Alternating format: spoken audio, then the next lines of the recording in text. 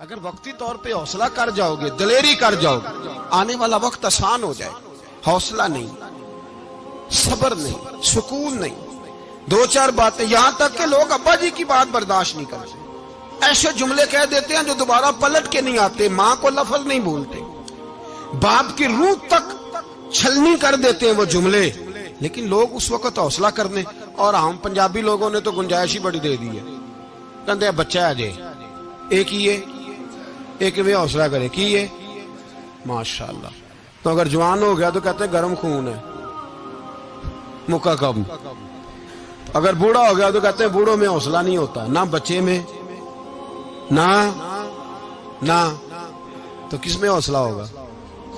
بولے کسی میں بھی نہیں. چھٹی سب کو فتویٰ مل گیا نا، یہ بچہ ہے جی، ابھی یہ تو بچہ ہے، آپ تو سیانے بیانے ہیں، یہ بچہ ہے. کمال ہو گئی ہے بھائی، کیا مطلب ہے بچہ ہے؟ بچے کو سارا پتہ ہے، ہر چیز اسے آتی ہے، حوصلہ کرنا ہی نہیں آتا. اور پھر کہہ دیا وہ تو گرم خون ہے. وہ کیا بات کرتے ہو؟ گرم خون ابے کے گلے پڑ گیا گرم خون، اس کو کھڑا کرو نا ایس پی کے سامنے اور اس کو مار تھپڑ اس کے منہ پہ، تیرے گرم خون کا پتہ چلے. غریب کے یہ گلے پڑ گئے، اس کو کھڑا کرو ایس او کے سامنے، پھر پتہ چلے گا خون کتنا گرم ہے. وہاں بالکل چپ ہے، بالکل خاموش ہے. اور گرم خون اس کا صرف اماں کے لیے، جلال صرف رہ گیا اگر غریب گھر کی بیٹی بیاہ کے لایا تو صرف اس کے لیے. کوئی ایسی بات نہیں. ہم بڑے سیانے، ہمارا غصہ بڑا سمجھدار ہے، ہمارا وہ گرم خون بڑا سیانا ہے. وہ جہاں دیکھتا ہے کہ معاملہ ہلکا ہے تو وہاں وہ گرم خون جلال میں، اور جہاں دیکھتا ہے کہ سامنے والا تگڑا ہے تو وہاں وہ گرم خون فوراً ٹھنڈا ہو جاتا ہے. حوصلہ پیدا کرے. زندگی حوصلے مند لوگ جیتے ہیں، جو حوصلے مند نہیں ہوتے وہ تو زندگی کا ایک سال لطف سے نہیں جی پاتے. حوصلہ کریں، مسکرائیں بھائی، تدبر، حوصلہ، صبر، رضا. ہمیں تو ٹائم بھی نہیں گزارنا آتا.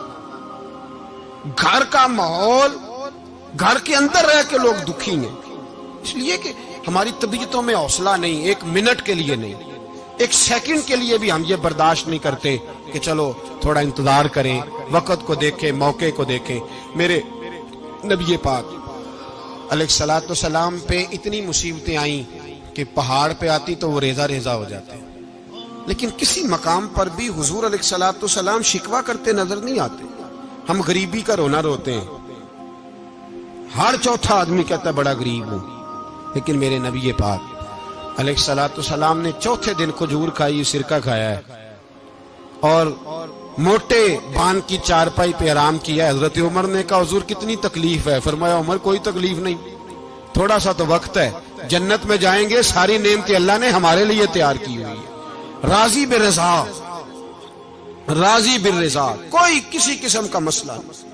ہمیں آزمائشیں آتی ہیں، تکلیفیں آتی ہیں، بیماریاں آتی ہیں، لوگ چھوٹی چھوٹی بات پر پریشان ہو جاتے ہیں، ذرا سی بات پر شکوہ کرتے ہیں. میرے رسول پاک علیہ السلام نے فرمایا جب میرا رب کسی کو بیمار کرتا ہے تو 2 فرشتوں کو بھیجتا ہے، جاؤ میرے بندے کی تیمارداری کر کے آؤ. اللہ اکبر، خود رب بھیجتا ہے، جاؤ میرے بندے کی.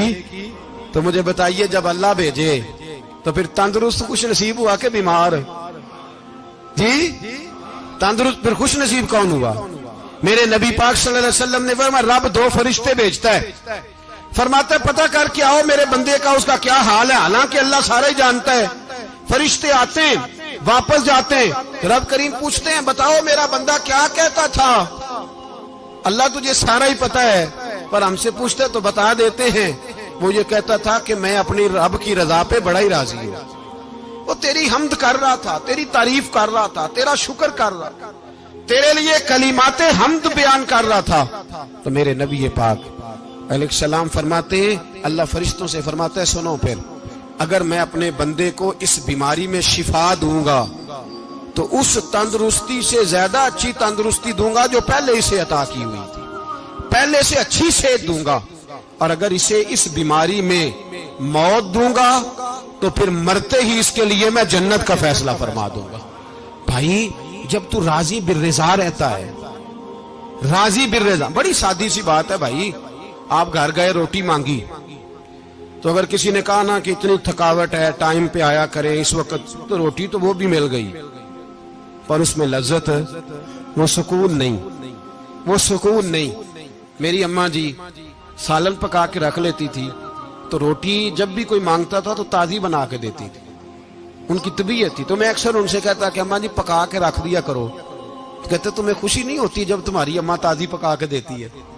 خوشی ہوتی ہے, طبیعت میں خوشی ہوتی ہے. ان کا مزاج تھا, ذوق تھا, تو ہم سمجھتے تھے یار یہ بڑی سعادت کی بات. تو آپ گھر گئے رات کو تو گھر والوں سے کہا روٹی, تو فوراً اٹھے فوراً, اور انہوں نے کھانا تازہ بنایا اور ساتھ یہ بھی کہا باہر سے نہ کھایا کرے, بندہ بیمار ہو جاتا ہے.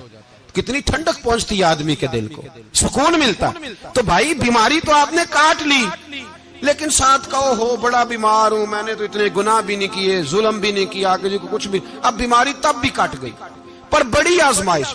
مریض ڈاکٹر کے گلے پڑ رہا, اس کے لواحقین جھگڑے کر رہے, بیماری وہ بھی کٹ گئی. اور ایک بیمار وہ ہے جو چارپائی پہ لیٹا ہے اور کہتا ہے جس طرح میرا اللہ راضی اسی طرح میں بھی راضی. تو بیماری اس کی بھی کٹ گئی. حضرت یونس علی نبینا علیہ الصلوۃ والسلام نے ایک دن حضرت جبریل امین ملنے آئے تو جناب یونس علیہ السلام کہنے لگے اے جبریل, اللہ کے نیک بندوں میں جو اللہ کو اس وقت سب سے زیادہ پسند ہے نبیوں کے بعد, توجہ کرنا بات پر, جو سب سے زیادہ اللہ کو پسند ہے نبیوں کے بعد ولیوں میں, اور سب سے زیادہ اللہ جس کو اللہ کی بارگاہ میں عبادت گزار لکھا جاتا ہے, میری اس بندے سے ملاقات کرا. تو حضرت جبریل نے جناب یونس علیہ السلام کو ساتھ لیا تو ایک شخص کے پاس پہنچے جو آنکھوں سے اندھا تھا, دونوں ہاتھ اس کے سلامت نہیں تھے اور پورے جسم میں پیپ جاری تھی, ریشہ تھا. جب جا کے السلام علیکم کہا نا حضرت یونس نے, اس نے وعلیکم السلام کے بعد پہلا لفظ پتہ کیا کہا؟ اس نے کہا یا اللہ تیرا شکر ہے, یا اللہ تیرا. آپ بھی ادا کریں اللہ کا شکر, یا اللہ تیرا, اللہ تیرا شکر ہے. تو حضرت یونس علیہ السلام کہنے لگے تو شروع سے اس طرح کا ہے, نابینا بھی اور ہاتھوں سے معذور بھی اور سارا جسم شروع سے.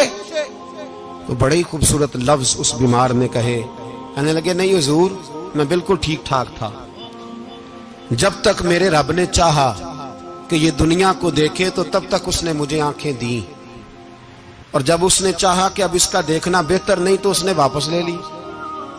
تو یا اللہ تیرا شکر ہے, اللہ تیرا شکر ہے. پھر کہا جب تک اس نے چاہا کہ میرے ہاتھ رہے تب تک رہے, جب اس نے چاہا کہ میرے لیے بہتر نہیں تو اس نے لے لیے, تو یا اللہ تیرا شکر ہے. جب تک اس نے چاہا کہ میرا جسم صحیح و سلامت رہے تو رہا, اور جب اس نے چاہا کہ میرے لیے بہتر نہیں تو مجھے بیمار کر دیا, تو یا اللہ تیرا شکر ہے. تو حضرت یونس علیہ السلام کہنے لگے جبریل واقعہ یہ اللہ کا سب سے زیادہ شکر گزار بندہ ہے, سب سے زیادہ عبادت گزار بندہ.